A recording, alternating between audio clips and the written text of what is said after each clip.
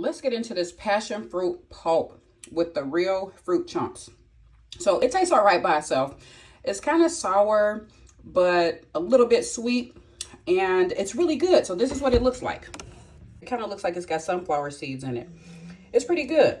So I'm probably going to make a smoothie with this pineapples and pineapple flavored coconut water. So let's see how this turns out. Pineapples, fresh pineapples, pineapple coconut water, and the passion fruit. Well, wish me luck, y'all. Oh my God, y'all. This is so good. Hold on, let me get a little swig. This is so delicious. This came out way better than I thought it would. Don't you love it when you do experiments and they turn out good? You can add like some unflavored protein in here to add some protein to this as well. But this is really delicious. So good. And there you have it. This is about how much I got. This is my my little leftovers. Now, those black seeds are a little gritty. Kind of put you in the mind of raspberry seeds.